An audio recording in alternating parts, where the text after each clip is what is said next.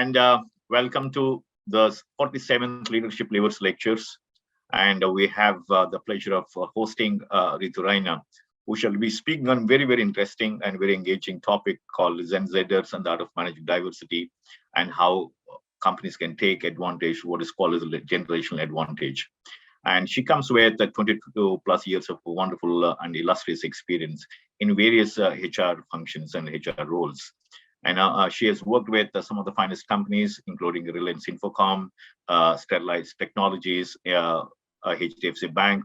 And currently, she is the vice president and the global head of talent management at Amdocs, the all famous or the world-class software services company from Israel, currently headquartered in Chestnut in Missouri. And like I said, she's going to talk to us about generation advantage and especially on Gen Zers and the art of managing diversity. Over to you, Reetu. Thank you, Dr. Nagendra. I think it's a pleasure to be here. And before we start, I want to set the context. I start sharing the presentation. I think one of the most important questions of today's times is about how do we really manage the workforce and the workplace? And biggest question which comes is about the generations. I will just share my screen.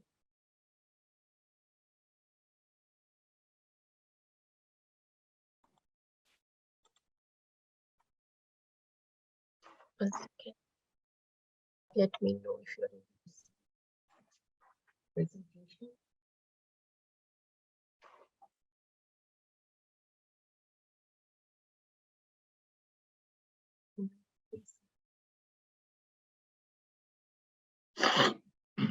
You want minute, Dr. Nagendra? Yeah, absolutely not an issue.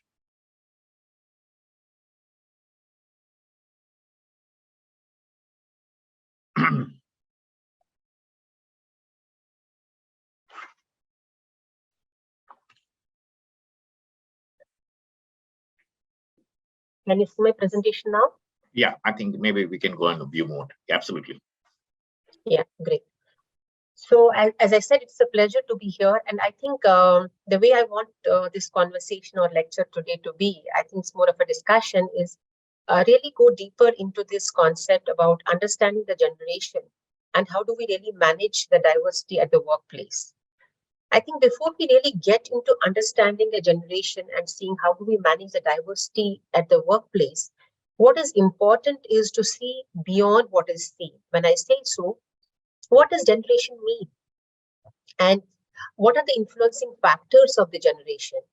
And how does these influencing factors actually impact the behaviors which we see? And why generational question now? And what is the conflict it brings? And how do we really manage this generational diversity to create more value at the workplace?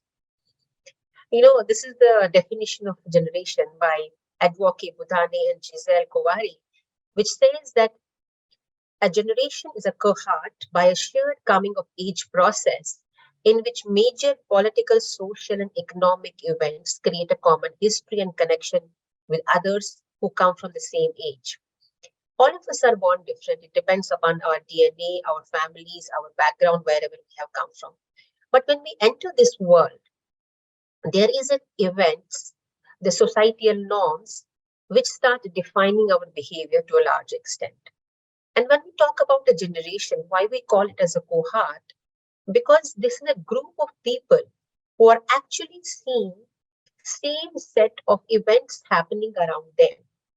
And when they see these same set of events happening around them, as humans, you know, the way society decides its norms, the way society decides its way of working, we start defining our own behavior.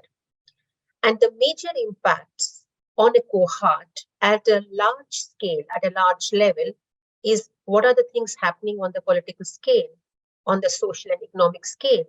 And based on that, there is a behavior which starts defining this cohort.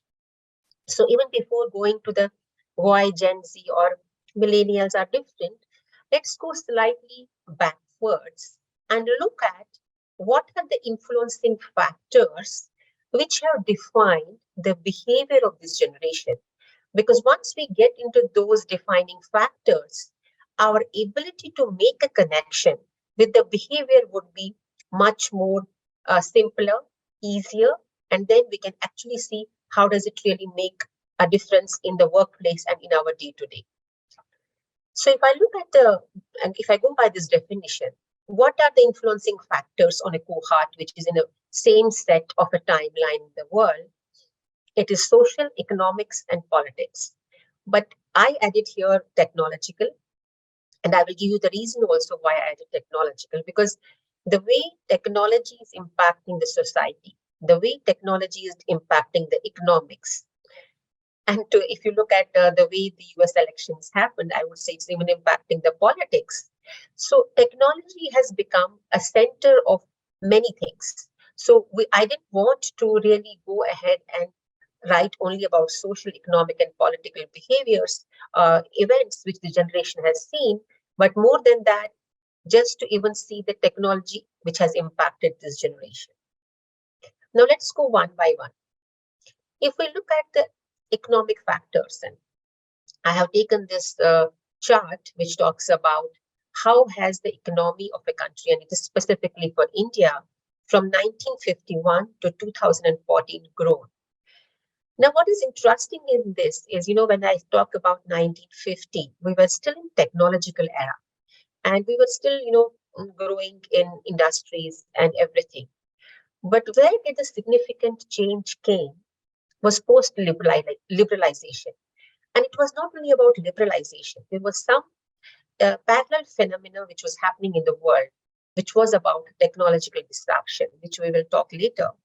But irrespective of technological disruption or irrespective of liberalization, if you look at this graph from 1990 to 2010 onwards, specifically till at least 2008 and 9, you see both the things increasing, which means the percentage of growth in the income as well as the middle class.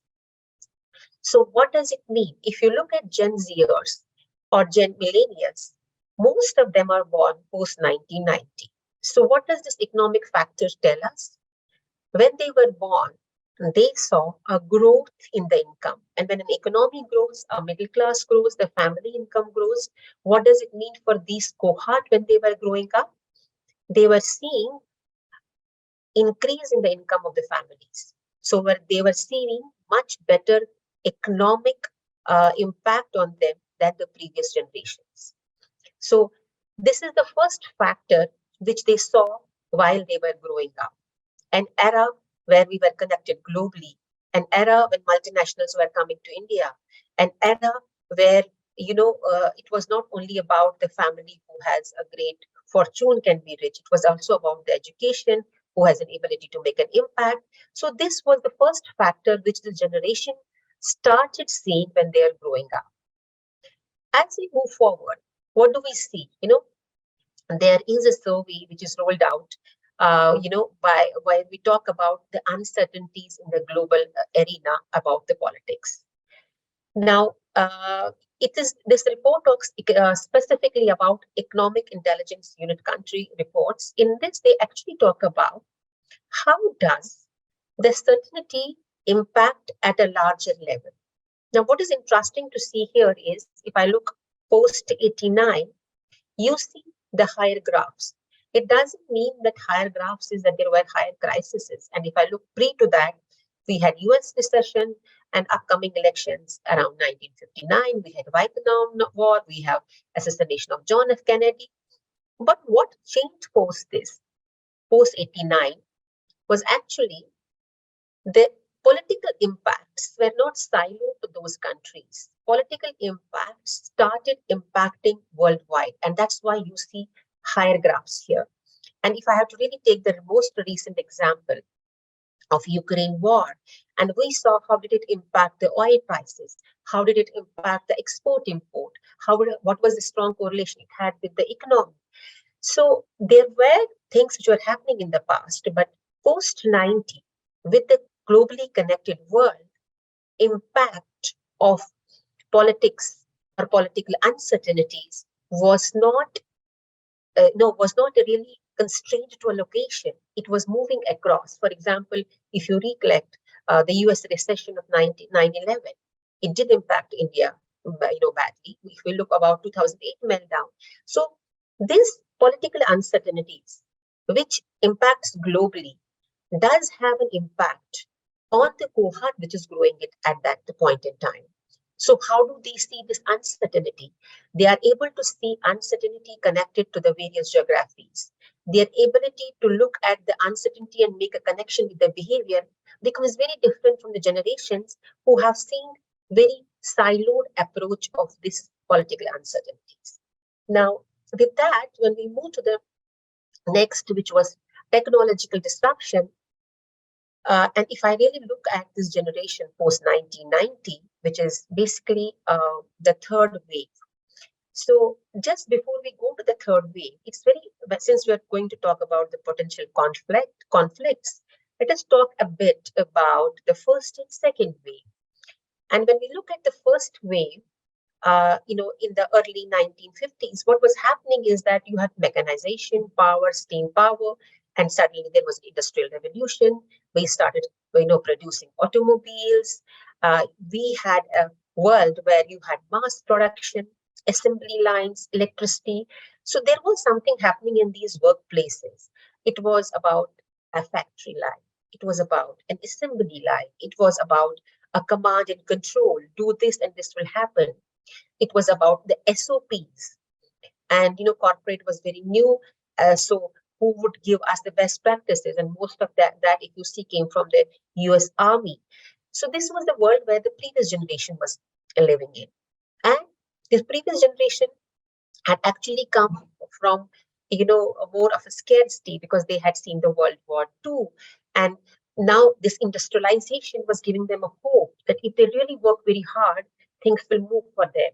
So their ability to control their destiny came from their own hard work. Their ability to prove came from how they are able to make lives better for their families. And this was the dawn where they saw making a connection between the transformation which industrialization was bringing to the world. So, of course, what became the behavior? The behavior became that, I need to really work hard to get the results. I need to really educate myself. I need to really listen and comply.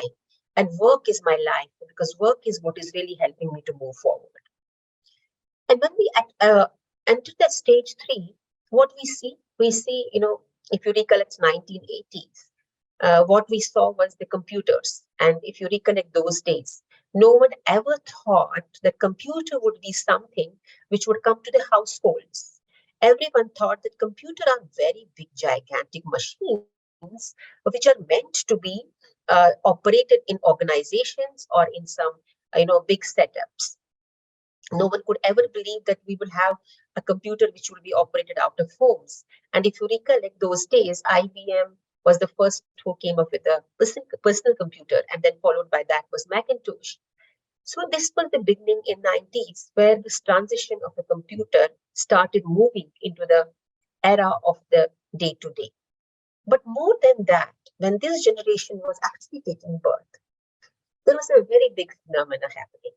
And that was actually moving from technology to the connection. So I want to go deep dive into third to fourth factor, because as I told earlier, technology had an impact on our economics. It had an impact on our society.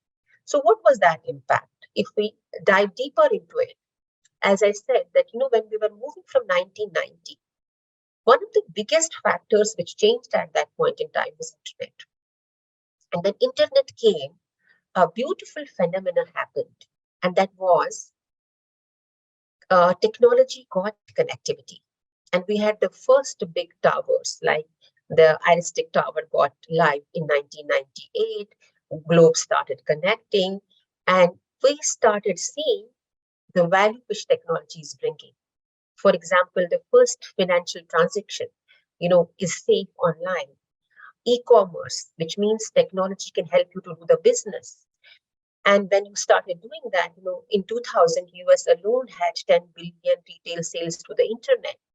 So this connection of technology with connectivity and with globalization opened a whole new world of opportunities. And this generation was witness to those opportunities. What was this generation seeing the world was very different from the previous generation. It was not seeing the world that I work hard, I earn hard, and I preserve for my families. This generation was seeing a different phenomena. And the phenomena they were seeing, if I have a knowledge, if I have a ability, I can easily find knowledge because knowledge is no more the power because thanks to the world of Google, the fundamental change it brought was from in economy was from capital economy to a networked economy. So what does it mean? If you go to the concept of exponential organizations by Salim Ismail, it says that organizations' value started coming by the ideas and the disruption they bring in the market. And we saw the growth of the Google, the growth of the Microsoft. It was no more about license regime. It was about the idea of the power.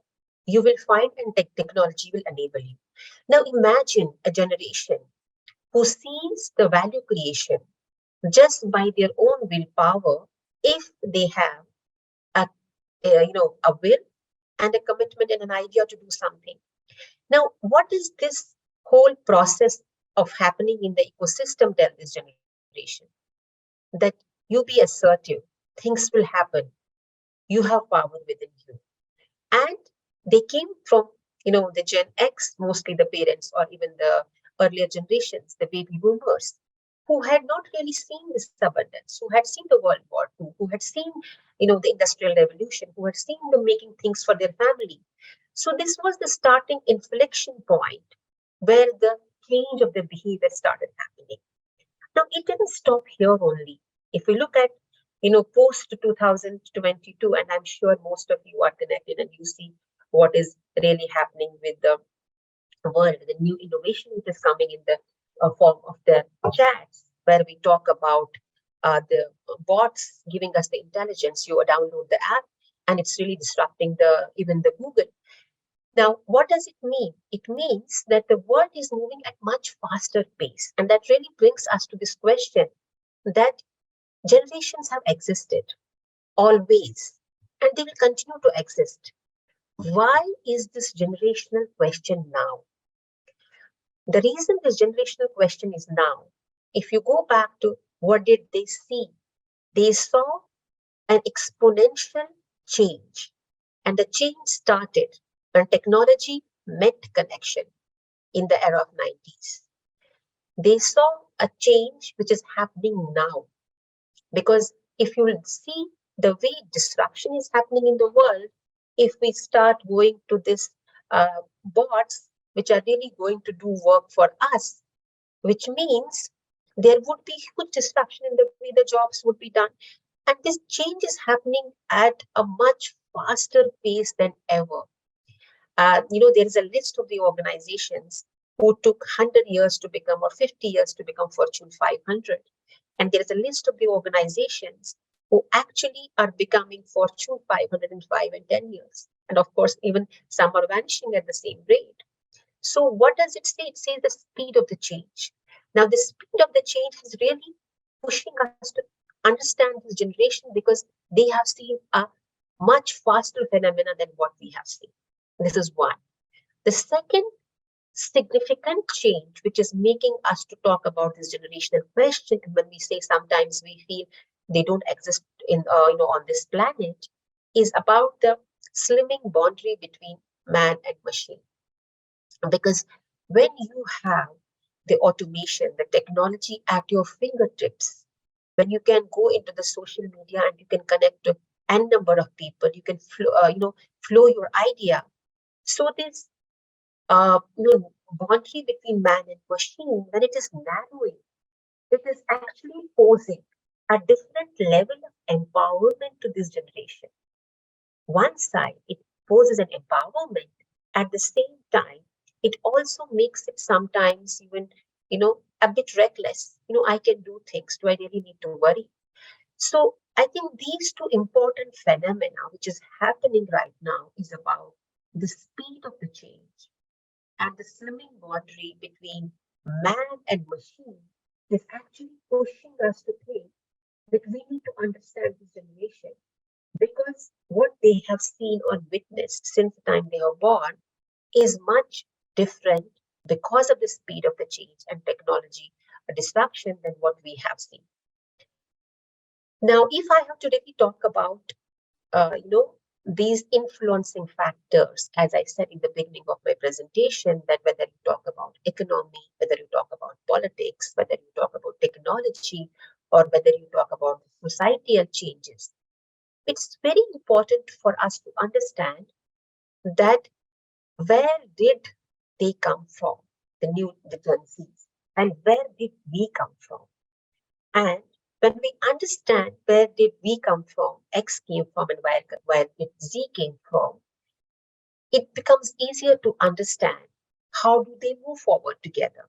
Now, when I was talking about the Industrial Revolution and when I was talking about the generation post the World War II, what did they see? They saw scarcity because they were born in an era where there were not many resources. Yes, technology, industrial revolution was bringing things, but still world was siloed. They had to really start from maybe -1, -2. So when you are born from scarcity, what is the first value you create for yourself? Conservatism. I will not want to risk myself. I don't really want to live for today. I want to live for tomorrow. Maybe I have seen a lot of tough life for myself, but I want to give better life to my children. Now, when I compare this behavior of scarcity with this generation which is born post 1990, what were they born with? They were born when they saw world getting connected so easily. When they saw, if I go back to the chart which I showed in the economic factors, oh, money can be earned. It's not very hard to earn money. What did they see? They saw how, in a network economy, an idea can really bring a huge fortunes to you. If you have the will, resources will come in place.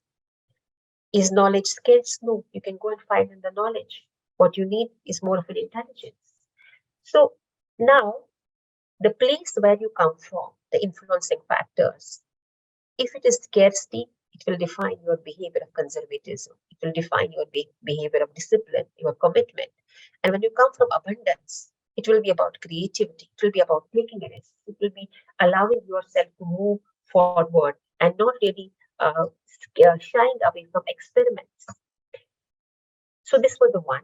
The second, what we saw is that, especially the Gen X, which I am, and or the previous generations, we were not born with the technology. For us, the phone was something which was a landline, and the phone was something which was a really thing of what I say luxury. The only digital thing what we could have seen maybe back then was a television. And as we grew, we started moving with the technology. We started learning the phones. We started learning the various other things. So, from a mental concept point of view, we were actually moving in this phase where we were learning digital. So when you learn digital, the first thing is that it doesn't really come naturally to you. And you start really unlearning some things. Because, when I was giving you an example of the e-commerce, people of the earlier generations initially must have felt, oh my God, should I really go and buy online? What will happen? So for them, it was a concept of moving from a physical retail retail outlet to an outlet which is digital. So we were learning, and when you learn, you always are very cautious, and you may always take steps to really unlearn what you have learned. And then when you go to this generation, did they had to really think that there existed a world before even mobile? Did they even think that world was not wireless was wireline? Answer is no. For them, what does communication mean? If I'm anywhere, I can chat with anyone. So they were digitally native. And when you are digitally native, you don't have to unlearn. You are not many times even cautious. You only want to leverage on the power of that digitalization. And I'm sure many parents who tell their kids, help me with this app, help me to do this on my technology, is a very common phenomenon because the parents' generation is a digitally learner, whereas the new generation is a digitally native.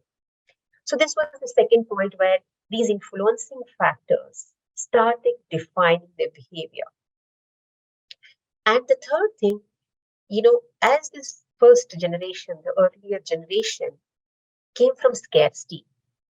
So for them, what was important is how am I really earning for not myself, but for my future generations?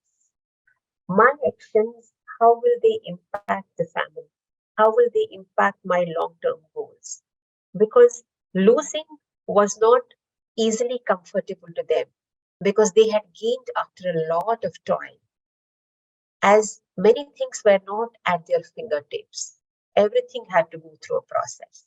And they were working in a workplace which was about command and it was about control, which was about the assembly line, which was about toiling.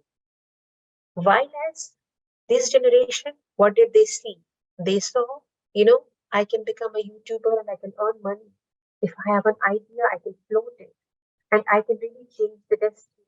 So for them, it was easy to take the risk. For them, life was not what will happen 10 years down the line. Life was about what is really happening here and now. Now imagine these, beliefs or these values, when they meet completely opposite values, what happens? Of course, there is a conflict which is created. And conflict is not created that X is bad and Y is good or vice versa. The conflict is created because both come from different, belief systems. And belief system is where we start defining our behaviors.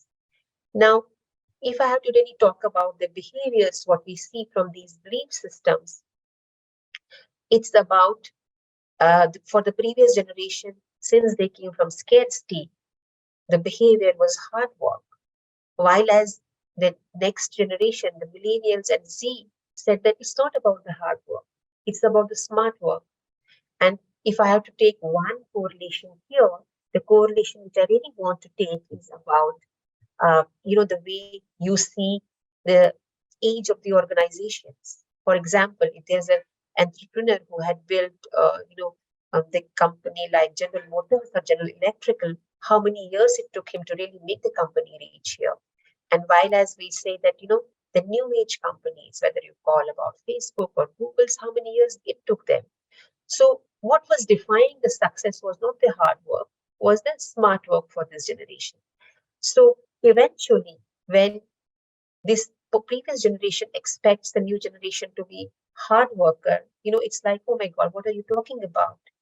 Rather than hard, you work smarter, you can really change the world. Are the two belief systems wrong at their own places? No, but they have come from different influencing factors. So, what really becomes important is how do you acknowledge this difference, which has come from a different belief system, and harness that.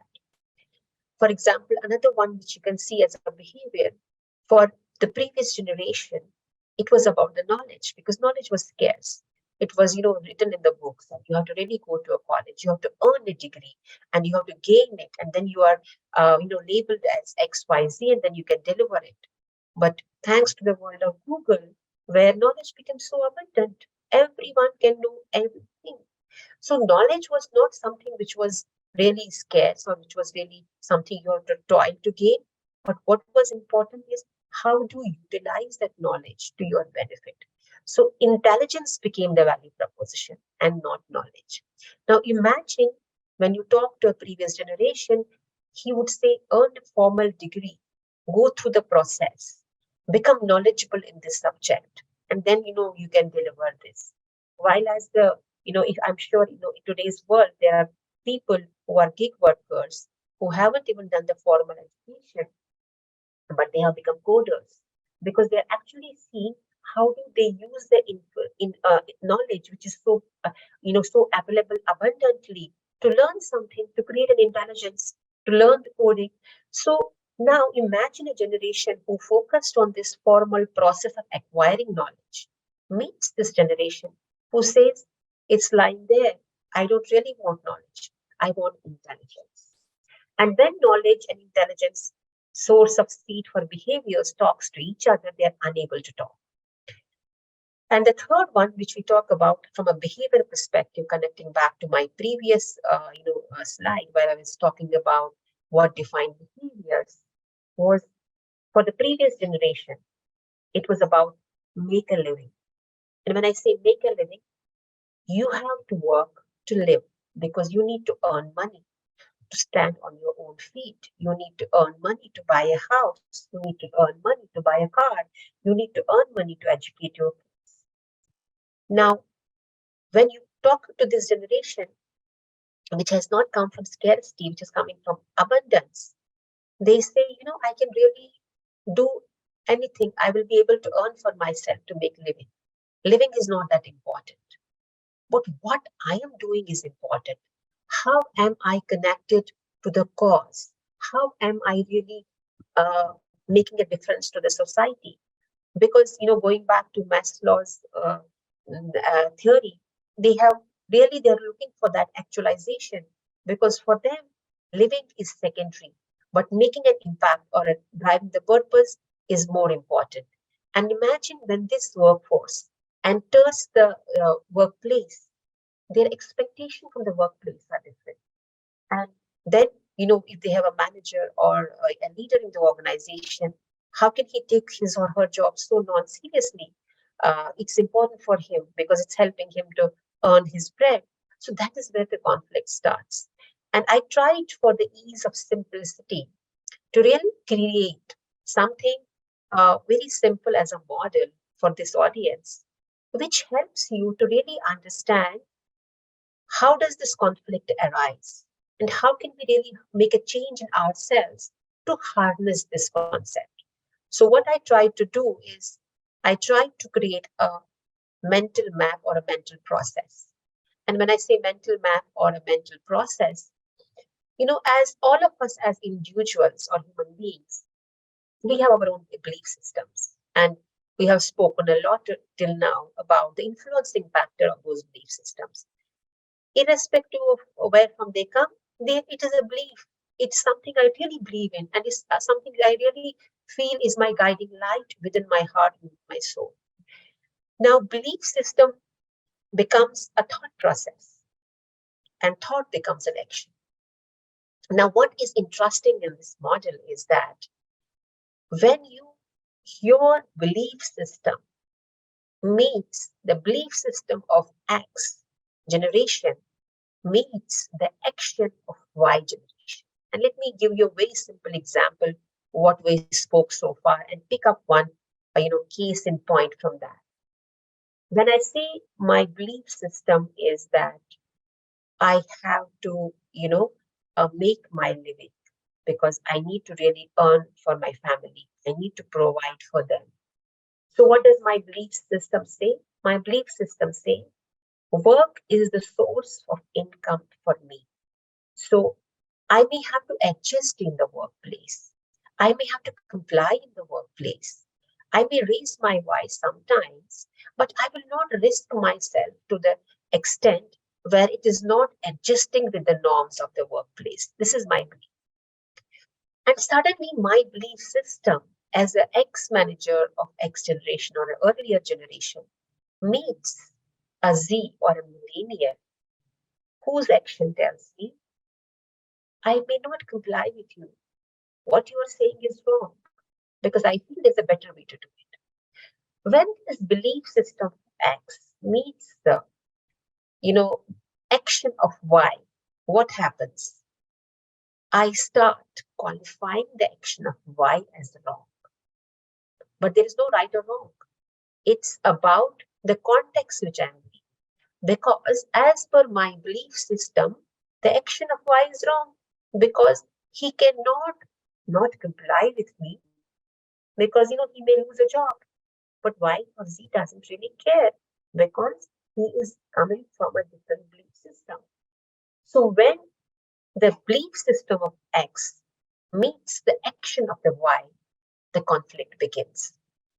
And unfortunately, maybe many times as the managers belonging to the older generation, we are not able to understand, we are qualifying his or her action based on my belief system and not necessarily my belief system is right. Because the context has changed.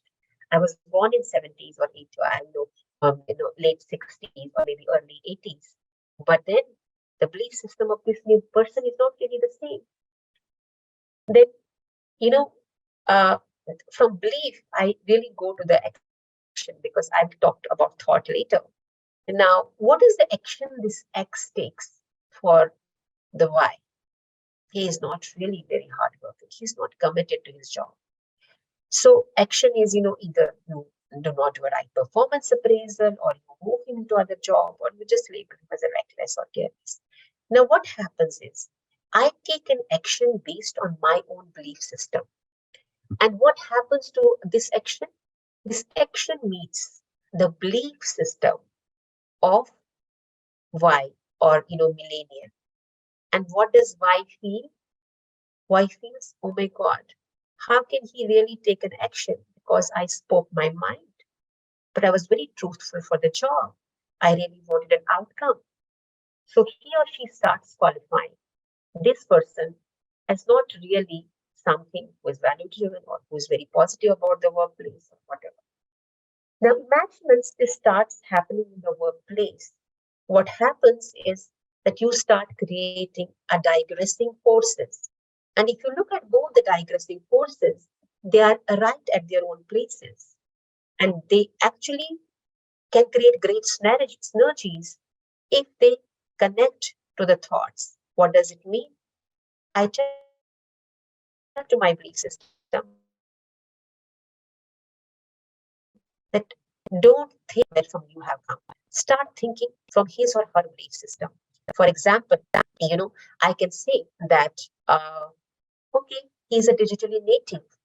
Maybe I give him flexibility, but put him into the jobs which I was not able to do for so many years. Maybe make him a user case for some automation, make him help to me solve the complex problems because his ability to multitask is much higher than me. So thought becomes the change of point because thought pushes me to think about my belief system. And if the thought starts pushing my belief system, I'm able to understand his actions much better.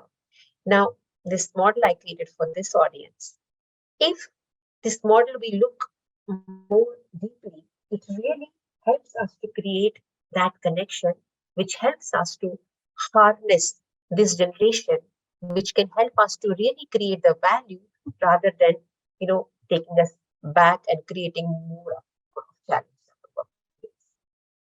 Now, when we talk about these potential conflicts and how do we really leverage on them, if I see, how does this the simple behaviors in the workplace, which actually are connected to these conflicts, is that for this generation, office is not a physical space. Office is the work which is given to him or her. Now, if you see what is really happening in the world today, when we are calling people back to offices, the generation which is the workforce and the generation which is the managers or the leaders, there's again, if you see a very big conflict happening here. Because for my definition, his or her being around will help me to understand he or she is delivering. But for them, it's not about the four walls, it's about the content of the work they are delivering. And if they are connected to the purpose, they will surely deliver it. Now, how do we identify that purpose and make the connection rather than pushing them to come to the physical spaces? The second is for this generation, performance does not mean presence. It's not my FaceTime or 12 or 13 hours I spend in the office, but it's about my work and the outcomes that I'm trying to drive. And if I see my employee, on the beach and I post pictures on Instagram and I feel, oh my God, is he really working? But doesn't matter Maybe he is doing the best creative job there, and maybe his work doesn't really push him to come to the office. So my definition of performance, which comes from the belief system of being present and being around, gets clashed with the performance of this person who is saying, I'm delivering you the outcomes. And the third place where the conflict happens is about, for me, work was life, because this was the means to bring abundance, to bring certainty to my family, to build my plans, to help my family to move forward, and not to see the days which I had seen. For them, work is not life. Work is a part of the life. And this whole connotation that work is not life, and for us that life is work, really makes a huge difference. Because when you start looking at these two different belief systems, your approach towards things start changing. And that's why you see, when you talk about the investment reports by Aon, it always talks about the levels have decreased, the attrition has increased. Why so? Because they are not seeing it as a way and means of life. They're seeing it as a part of life. And so their decisions would be based on that part of life and not on the way of life. Even staying unhappy in a job and living there for many, many years. Now, what's the workaround? So, of course, the workaround is there, which I showed in my previous slide, is how do I connect and become reflective as a leader or a manager so that I am able to create a belief system to help and understand his or her belief system, because that is the only place which can really help me to move forward. So, I want to close the presentation with one thought, which I really strongly believe in, and this is completely my thought. We can coexist with the best possible outcomes only if we are aware and we acknowledge. And when I was talking about the potential conflicts, it's about understanding this model about the belief system. If I am aware, and we can really, really acknowledge. And I think with that, I stop and we can go ahead with questions, and I can share some best practices where I have applied these concepts to really create more engaged workforce. Thank you so much, Ritu. Absolutely pleasure, hearing you talk about, the entire landscape of generational advantage, coming back from, the differences and how those differences can actually be counted for the advantage part of it. Thank you so much. And we do have few questions, and let me begin. The first question is Mr. Praveen. In fact, I think he has got two questions, right? First question is, what about over communication and unnecessary information access leading to compulsive action? Or what he says is not just compulsive, but I think what he meant also is a technology addiction. Thank you, Praveen. Yeah, so I think this is a very brilliant question. Thanks for asking this, Praveen. Uh, as we said, that when there is an over communication, and there is a over communication happening currently in the world, and the reason, the biggest challenge with this generation that I should have spoken about is that since they saw everything coming so easily, their span of attention started decreasing. And the ability to become attentive to things also started decreasing. Now, with that, I think what becomes very, very important role for the organizations to help this generation to really move from this, whatever you called compulsive over communication, and creating clarity. Because one thing for sure which is happening with this generation is instant gratification, quick results, because they have seen abundance. Now, even if they are digitally native, they do not always use this skill for better. It gets into a different loop. So, every positive has a negative. So, this is the negative of this positive. But is there a way? Yes, there is a way. If you connect with them at their belief system and help them to see things from their lenses, it becomes much more easier. And it goes back to what I said in the beginning, is awareness and acknowledgement. That is where from we start. And if belief starts to the action, the languages are different. Absolutely. I talk to you and say, why are you over communicating? Why are you on social media? I'm not talking to you about what are you trying to do. Can I help you to move forward? what is happening with you, because they have so much a problem of attention, which our generations didn't have, because they saw everything so open. So the basic connection is to make the connection between the belief and action and help them to move away from this fallouts like over communication and all that. Very good. And maybe before I take on the question, right? I think there's another question that is put in here. I think that is that the generally what we get to see, and also it is published in Economist recent publication in a form of a report, Ritu.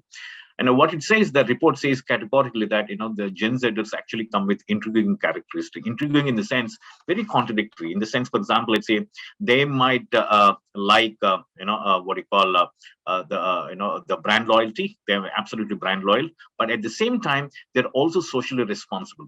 That's one part of it. And then if you see their education, I mean the education levels of Gen Zers are going up very well, but then employment participation rates are coming down because, like you rightly said, they are independent and they want to be on their own kind of thing. So how do you distinguish on and define this kind of contradicting characteristics being exhibited or demonstrated in the company? And therefore all of our colleagues who joined our today's session, maybe they might be managing people who are reporting to you, or right, the Gen Zers. How do you think they should manage this integrating characteristics, Ritu? So I think the reason there's a contradiction, before I answer that question, Dr. Nagendra, so the reason there's a contradiction is because they are seeing changes around them at a very fast pace. When the pace is fast, your ability to absorb and take a decision is the cycle is shortened. So you take quick decisions. And let me give an example. For example, when you spoke about the brand loyalty and their employability at work, now they take selective decisions for selective subjects. When I say selective decisions for selective subjects, what suits me for here and now? Why? Because here and now is become important. Why is here and now become important? They have seen the power of the technology. So one of the biggest challenges and the disruption you are seeing around the CGP Act and all that is how this generation will become less and less attentive. How machines will start intruding and taking most of your work. So it has an impact on our brain as well. The development changes, and when those development changes, there is a contradiction. And I think we have a very important role to play here as a Gen X or the previous generations to help these generations rather than shoving them off that you are from a different planet. Because abundance has positive sides, but abundance has negative sides as well. Absolutely. A personality or a character gets formed if it goes through the hardships, if it goes through the crushes. Absolutely. If it goes through that, it becomes very fast and cosmetic. So I think that is a place where we have a role to play to mentor and guide them. I think as a follow-up question, Ritu, maybe you would have be a very better position to answer this. Just as a follow-up, because you're referring to the technology life cycles, right? I think this generation, and including the millennial as well, right?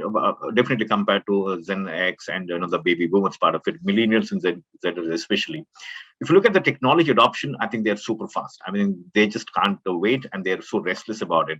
Now, if you apply the same analogy as far as their experience life cycle is concerned, do you think that there is always the restless fight between the experience and the what you call the technology life cycle adoption? What it means is that, for example, let's say the great grandfathers or grandfathers or maybe parents, right? No, they did not mind living with that touch phone, the mobile, what do you call the telephone? We used to have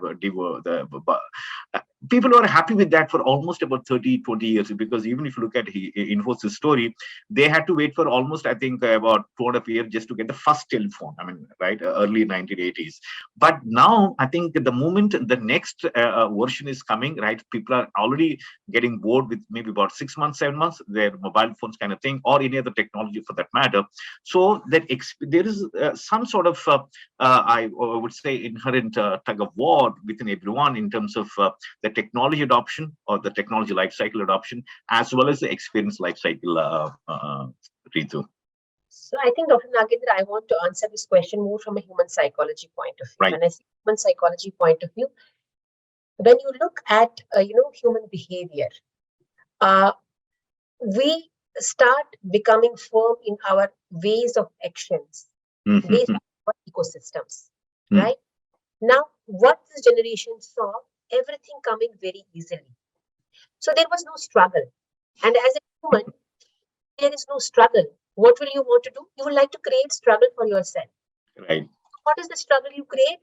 The struggle this generation is creating for themselves need to be seen, need to be looked, need to look different. And this ways of changing the technology, changing the phone, or being looking cool is a need to be seen because you have an inherent capability, inherent behavior that I must be seen. Now, with the previous generation, must be seen would have come later because I had to be first make for today. Then I will think which car and what I am wearing. So I think there is an inherent influence, and that's what I was trying to do throughout my presentation. Behaviors do not come out of sky or heaven; they come from ecosystem. So there is a connection. Now, this connection only comes from that fact where I want to instantly gratify myself. I want to be seen. Now, what is important is the biggest mistake we make is we talk to them from our language. And allow me to say a word in Hindi. हमारे ज़माने में तो ऐसा ही होता था, right? Now, the moment this statement talks to them, his mind is shut. He's not listening to you. He cares damn about your zamana and my zamana, right? He's living here now. Now, how does that belief system talk to action is where the whole challenge starts. Absolutely. Wonderful. This is the question from Mr. Kapil, a very interesting question, maybe a little, out of the way, but nevertheless very interesting, but it definitely related to this one. Mr. Kapil Chopra's question is how a SME can define purpose as their main struggle for survival. Thank you, Kapil. SME. So if you could just help me with the full form, which type of SME is he talking, subject matter expert, or what he's talking about? I think small and medium enterprises. Yeah. So this is a very, very good question.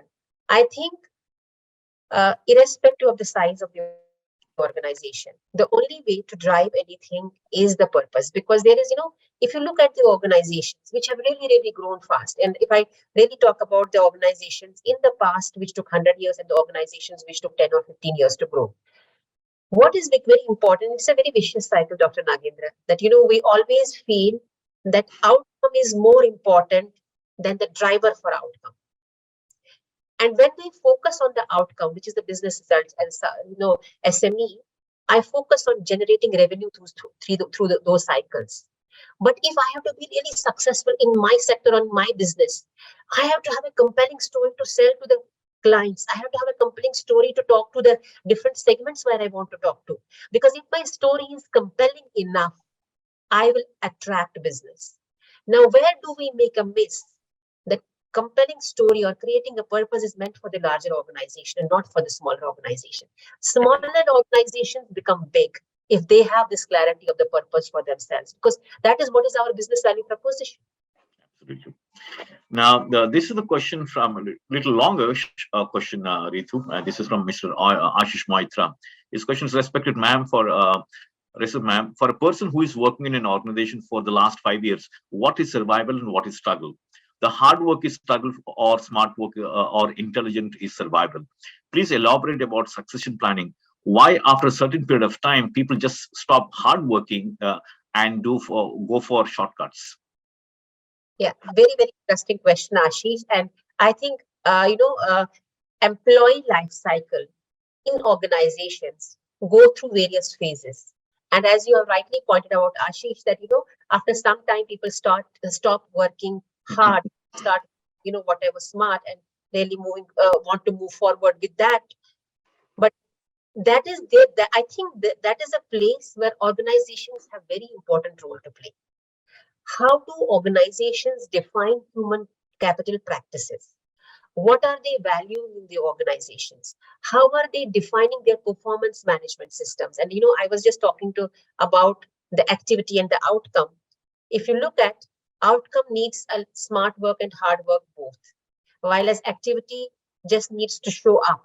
Now, if an organization creates a performance management system, which is more presence and activity driven, you will find people, as Ashish is mentioning, who will stop doing work after some point in time.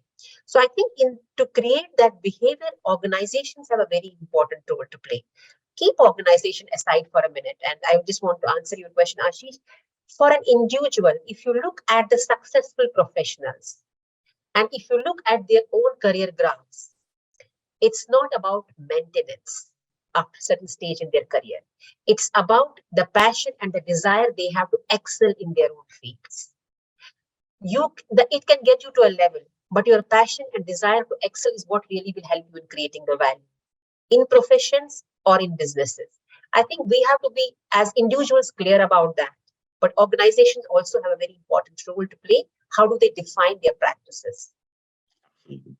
And a very interesting question from Ruchi Sundrial.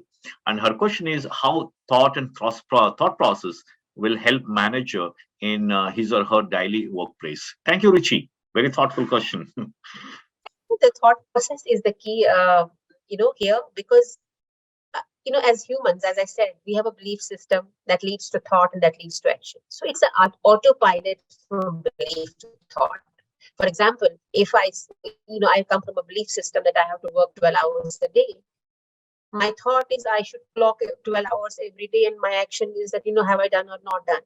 But thought can push me to reflect why I think 12 hours working a day is the right thing for me to earn my living. The moment my thought pushes me for reflection, even to the belief system, and I'm again connecting to the model which I showed you guys about this whole story, is that thought is which will help me to make aware, because there is no action on this earth without a thought. If you have come for this webinar today, there is something you're looking answer for. So there is some thought going in your head. And what is the action you have taken? You're sitting here. So how do thought push us to reflect or to challenge even the belief system is what is the game changer. Absolutely. This is the question from Nikhil Jain. Good evening, ma'am.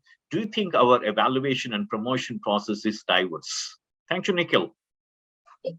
I don't think it is diverse. If you ask me honestly, Dr. Nagendra, it needs a huge, huge overhaul, because the biggest challenge, the professionals, especially the human resources, are facing today, most of the practices and policies have come from the industrial era, which was very process driven, meant for a set of people, meant for a different place of work. But today, what are we seeing? We are moving from command and control to creativity and empowerment. We are meeting gig. Do I have a policy for gig? Answer is no. Is my PMS or performance management system smart enough to, have the conversations with the millennials? Answer is no. Am I still in that old form with management by objectives? Answer is yes. The change is happening very fast, but we are yet a long way to go to overhaul our way of working in terms of the policies and the practices. Absolutely. Now, this is a question from Mr. Rajesh R. And his question is, how do we get Gen Zers focus on current than wandering around too much on later? I mean, they most of the time value less what they got and they keep asking for more. What he meant is more roles or responsibilities, benefits, etc. Thank you, Rajesh. I don't know if you have observed that, or maybe you're just asking out of curiosity. Either way, but it's a very interesting question.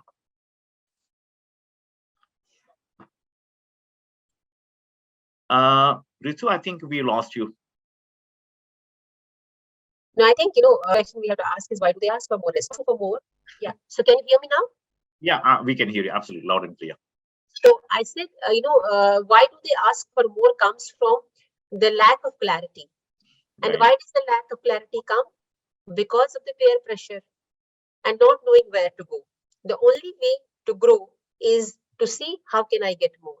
I think we as managers, one of the best place practices I have seen is how do we play the role of a coach and a mentor and not of a manager.